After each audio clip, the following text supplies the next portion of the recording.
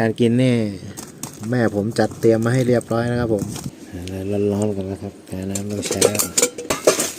อากาศเป็นหนาวเลยนะครับตอนนี้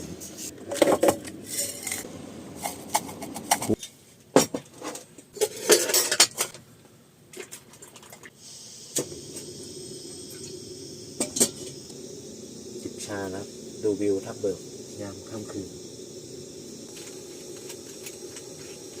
ชาร้อนคู่กับชาบูดนิดนึง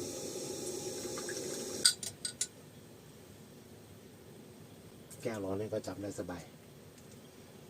แถมกับในกาแฟโกล